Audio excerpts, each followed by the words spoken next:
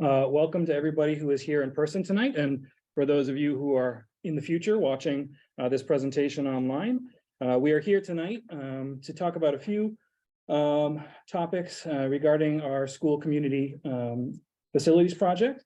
The first of which will be financing, and then we will move on to safety and town connections as well. So we're here, our superintendent, Stephen Chamberlain is here, our business administrator, Amy Facey, our school board chair, Tom Gothier, and myself, Josh Conklin, are here to just talk, present a little bit, and then answer any questions that those of you who are here in person tonight may have, and hopefully deliver some information about this project this evening. So with that, I will turn it over to Mr. Chamberlain.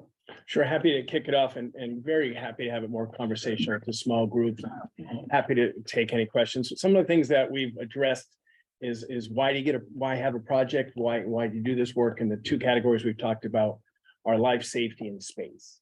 And the life safety issues are the systems, they are at end of life. We've talked about that.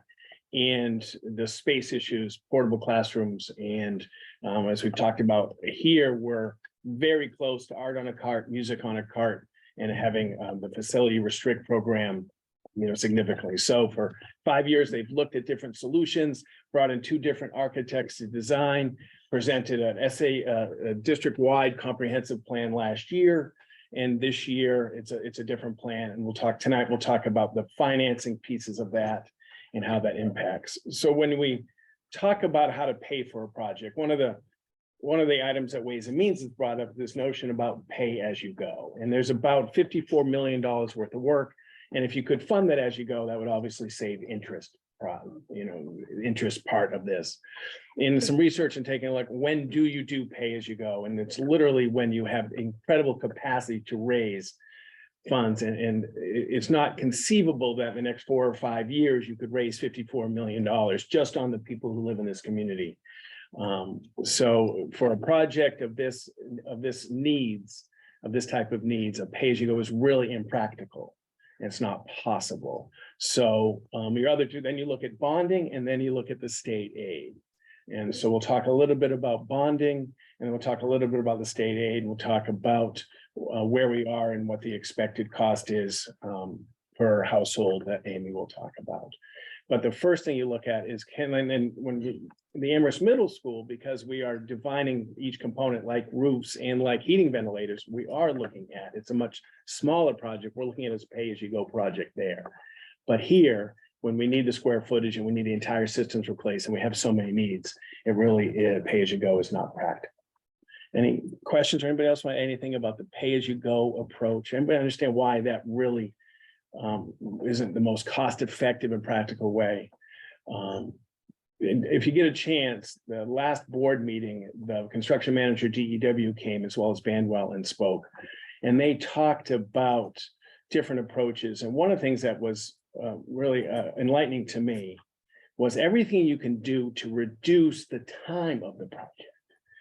And so by going to the next option, a bond, we can procure the funds and secure construction contracts that secures the project in a defined time period. Whereas pay as you go, you really can't secure it in that way. And the money is not necessarily guaranteed. And DEW spoke about the millions of dollars it costs if it goes one more year.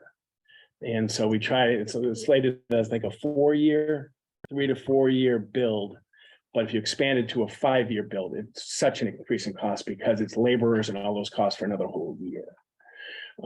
So when you take a look at any questions, please. I've been around a long time watching schools and building projects. I've never heard of a pay-as-you-go school building project. Me either. Okay, it makes no sense. No one has ever done it. Me too, but it was brought up as a Ways and Means discussion. Well, a lot of things get brought up, but it's yeah, I know. It seems crazy. Me too. I share that with you, but want to at least bring that up. But I agree with you. When you start talking about pay-as-you-go, it's like For I've never ever right. And I've been in education for 50 years. Me too. And I've never. That wasn't anything they really considered. No, they looked at a different financing approach or things, but without guaranteeing the work, Tom. Yeah, so I mean, essentially pay as you go is just fixing systems as you go along, but inevitably you're going to have a $10 million project that you need to do, and there's no way to raise $10 million I mean, any one given year, we're not asking for 10 million on a bond. So to go from 2 million, I think at our highest point to 10 million is just astronomical. I would rather have us put 50 million on 1 year, pay it off in a 1 year bond, and then put that on the tax rate, and then it's gone the next year. So everybody's uncomfortable for 1 year, and then you're done. I think that'd be a more fruitful approach to it, but Yeah, I was just curious because yeah. when you say pay, I thought maybe I'm that with was you. something someone had done and I was trying to figure out how you could. No, I've looked at a lot of projects as you and seen it, and it is bond and, so I'm with you, but I want to at least Okay. say that it's something that has been brought up, but dismissed as impractical and for this project. And so please, I just want to ask, I want to make sure, is the owl going to be able to pick up questions from the audience, or do we need to repeat them up here? I'm not sure. Okay. Should work. I think in I this think it generally environment, works. It typically does at the brick school, and this is not much bigger than the brick school. Okay, I know it wouldn't have worked well if we were out in the big, Right. right, but here, I hope we're okay. I just want to make sure we didn't miss anything. So the next piece is why a bond practical, but one thing, so I was a superintendent of a small district outside of Concord for 12 years. Got a chance to work through an entire project, from design to bond to successfully pass it at annual school district meeting. And early in my career, when I was a principal, the superintendent came back and we started learning about in New Hampshire, where it's so much, right, so much local tax and so much of our cost is property tax. One of the benefits of a bond is you actually expand your tax base. So it is not the residents that live in Amherst this year or even next year. It's the residents that live in Amherst over the life of the loan. So instead of it's about 9,000 people live in Amherst. It's 11, almost, it's just over 12,000. So we're gonna look at, instead of 12,000, over the next 20 years, it could be closer to 24,000 different people by ins and outs. And in Hampshire, there's not a lot of ways in communities like this to expand your tax base that way. So when my former boss talked about the benefits of continually having some bond to spread that out and try to have some tax savings to the current residents by putting some things over time. So what else is important about a bond in New Hampshire, that it guarantees funding. So if we approve a bond of $54 million by law, that has to go to the facility project. It is directed by the legislature at the town meeting so it's absolutely directed. Any other areas in the budget, it's not as directed. So you are rest assured that if you vote for a facility project, the money goes into the facilities. And some people find great comfort in that when you do a bond, you know exactly what you're getting.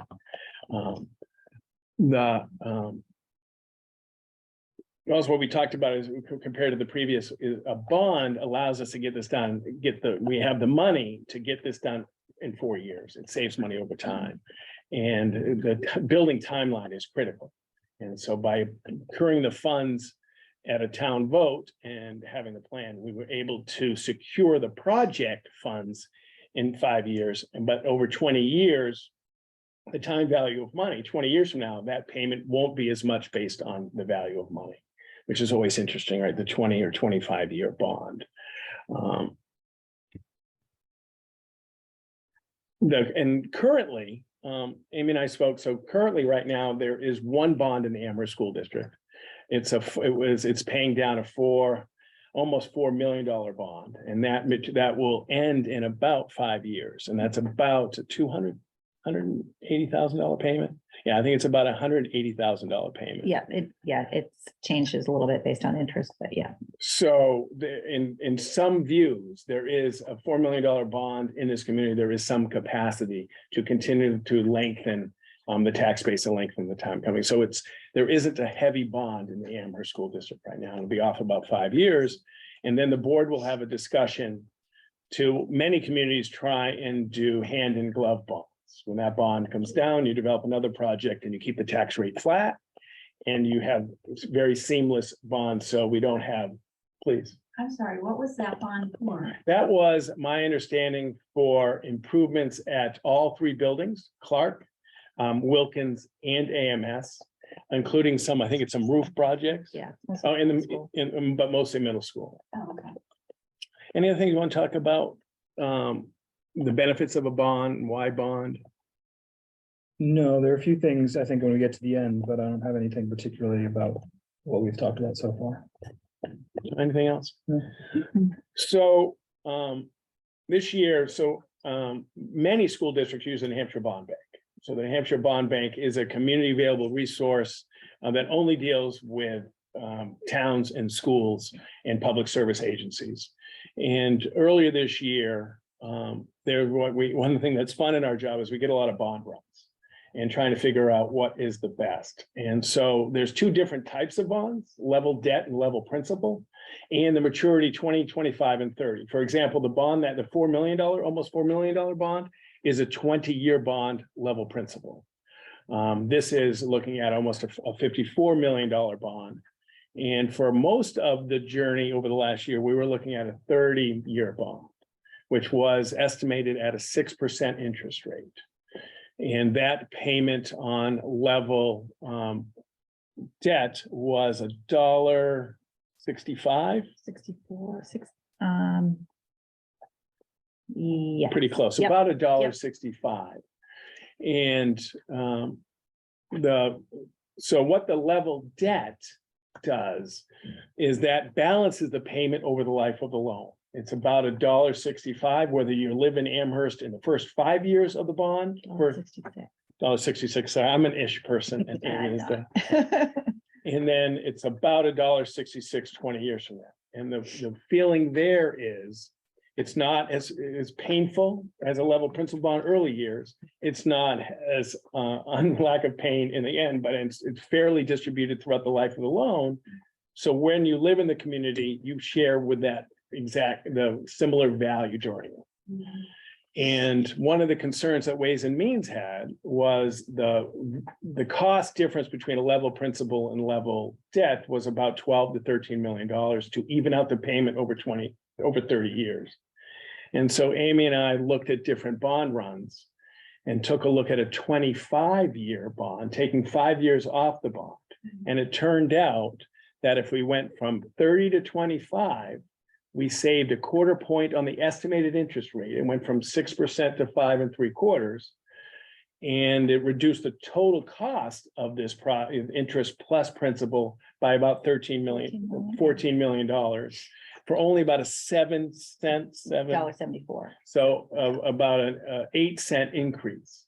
So the board adopted to move to a 25-year bond at 5 3/4 and still hold on level debt to equitably share that cost. Now, the most recent bond sale was in the 3s.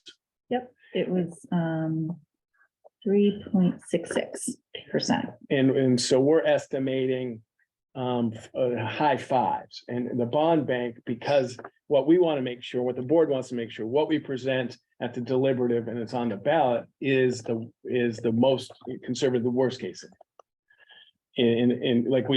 It wouldn't be our fiduciary responsibility to say, let's run it at the most recent bond sale. It would be great. It would reduce the cost incredibly. But the bond bank has done this for a long time. And when they give us a rate, they more probably than very sure that it's not going to be higher than that rate. So we are right now looking at a 25-year bond, level debt, $1.74 per thousand for the life of the loan. So for a $482,000 house, which is the median house price in Amherst, we're looking at $839. about $839. So year one is reduced because you're just paying the interest. So that's $277. And then after that, it would be worst case $839. And we would expect, like, for example, the Fed met. Did you see what the Fed did today? Quarter point, a 1/4 point. With more expected. Yeah. But we like 1/4 points better than half points. Because it takes. I like 2% better than 6%. Me too, I'm with you. Anything else you want to talk about specifically about the bond? I think one thing that you were talking about, Steve, in regards to worst case scenario, I think it's important to note, part of that is because without going back to the taxpayer, we can't spend any more than this bond gives us, right? And so it's sort of like our budget, our operational budget is we have to make sure that we're doing our due diligence to present that worst case scenario, because we don't want to have to go back 5 years from now and say, oh, but wait, it's going to cost more than we thought. So we're hoping that it'll come in significantly less, but we have to be prepared for it to come at the worst case scenario. And we want to present that to the taxpayer so they understand what that looks like. And Amy, can you talk a little bit? I believe there's, throughout the life of this loan, there's some opportunity to refinance should rates go down in the future. Yes, yep. So within 10 years, we are able to refinance, and we work with the bond bank closely to determine when that best opportunity would take place. I believe, Steve, did you do that with the bond bank in your previous district? Did you refinance? We write the previous loan up, yes. Previous one, yeah. We did, yep, we refied and locked it in. And it reduces your payment. It still keeps the same length because it's pooled. Yeah.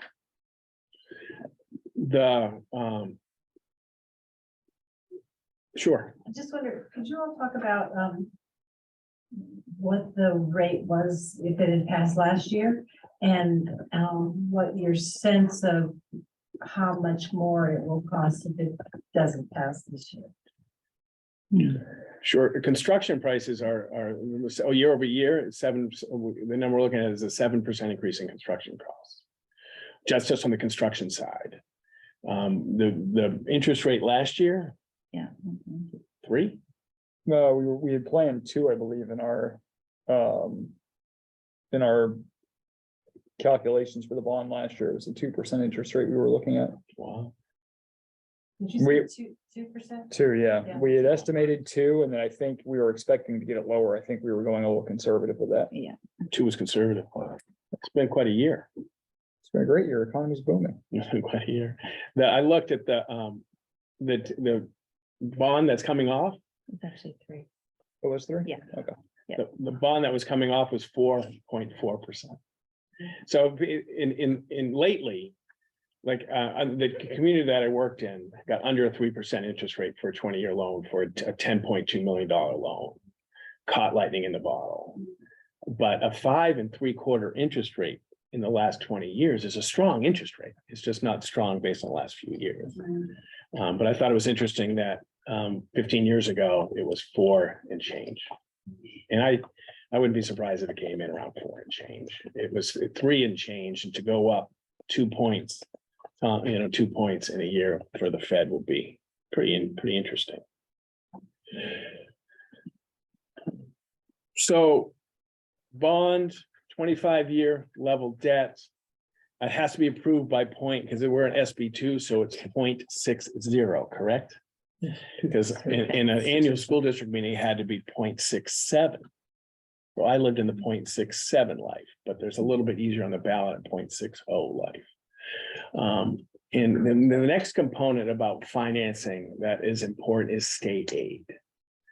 And so in 2009, so before 2009, state aid on building projects was an entitlement.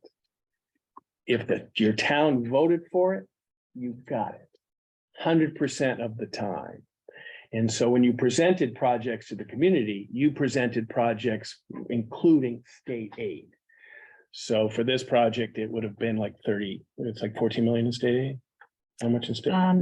Between 13 and 16, so depending. So instead of 54, you're talking somewhere around $40 million. But now it's the whole 54 million. And it fundamentally changed. So for years, there was no building. The state went to 0. And so a little town like Newmarket, which is not, it's a lot smaller than this, but similar. They did a $40 million project without building aid.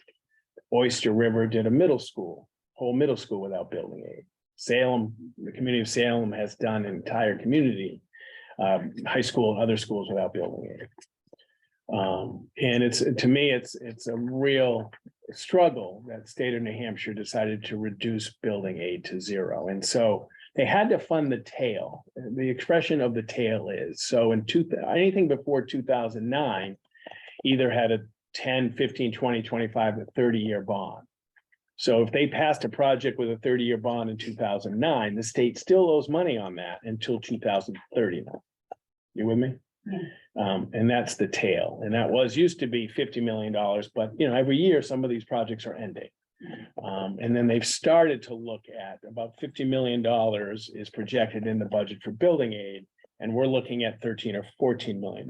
So Amy's going to talk about just the whole process of building aid. But it went from, used to be an entitlement. And now it's a competitive process, and Amy will talk about that.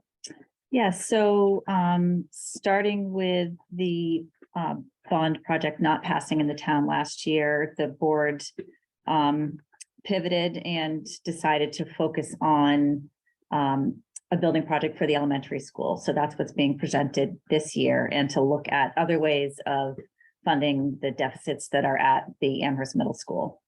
So the board agreed to put forth a bond for the new elementary school, and directed the SAU staff to apply for state building aid. So we began that. We had already put in a letter of intent to apply prior, so we were all set to move forward with that process. That was due back in January, a year ago. So over the summer, the director of facilities, Roger Preston, and I worked to gather lots of information that the state requires. They look at they want information on our maintenance program, on assurances that we will be keeping this new facility up to code, looking at design plans, looking at whether this is a historical property or not. We had to go in and sign up to be members of the historical registry for a bit to get information. Really looking at all of our systems in order to provide all of the information that the DOE required.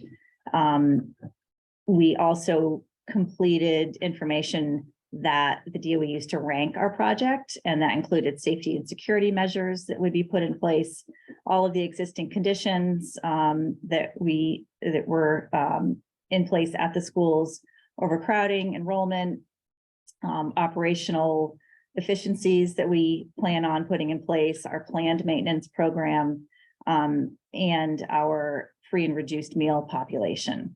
So those are all the major components that are part of the application. It's important to note that Amherst received no points for the free and reduced population based on our demographics. So we were only able to receive points on those other items that I just mentioned. And based on that, we did quite well, ranking 7 out of 17 projects. So were we to have received points in that free and reduced population, it is likely that we would be at a much higher ranking level. So it does demonstrate the real need for this building project. So then after we submitted the application and jumped through a lot of hoops that Roger and I had a lot of fun spending some time together and giving them all their required information, the DOE came for a site visit. So they came and visited our facilities, did interviews with staff, toured the building, and really they were able to see the existing conditions of our schools. And that eventually led to their ranking of this project really so highly. So that's where we stand with the application. The next step in the process is for the project to be put on the ballot and voted on. So should we be fortunate enough to receive that 60% approval at the ballot, then we would move forward with the project. And as Steve discussed, we've been working with the bond bank we will be planning on utilizing them for financing and working with them to receive the best possible offer. So, as we said, we're putting forth the most conservative plan, and in order to make sure that folks have the worst case scenario in terms of how that would impact their taxes. And the bond bank even says to us that this 5.75 is a very conservative rate. We've had multiple conversations with the folks there and feel very comfortable that this would be a worst case scenario. So were the project to pass, we would go to, we would start the process with the bond bank. The one issue with applying for state funding is the bond bank application is required prior to the end of the fiscal year. So because of that, we won't know if we would receive state aid prior to January 1, when the state would be passing their budget. So because of that, what we've discussed with the board and with staff is acquiring some bridge financing. It's called a bond anticipation note through the bond bank, so that we're able to get started on the project. But we wouldn't want to take out a full bond loan for the full amount and then only to receive state aid for, say, $13 to $16 million. So it would be irresponsible to not at least give it a shot to get that. After the vote in March, we'll have a better idea of how some of the other projects around the state fared.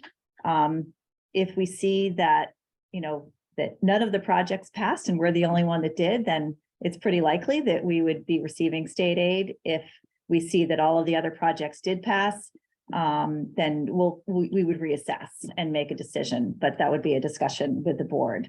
But it would be likely that we would go for a bond anticipation note at a smaller amount to get us started, and then go for not a July bond sale, but a January sale in order to get the remaining amount that we need to finance the project. Is there anything else I needed to cover? No, so there is a bill in front of the House to add $100 million to building aid. And I think next Friday, the Amherst legislative delegation is coming to a breakfast at the SAU building to meet with the Amherst board to talk about anything we can do to increase state building aid. And so the list gets further down. Just to highlight, so we had engineers from the New Hampshire DOE, building people in New Hampshire tour this building, tour Clark, and toured all the buildings that were put in an application, and said even with 0 free and reduced lunch, we are 7th out of 17 projects. So building, just based on building need, we are very high. Building need plus demographic lowers it.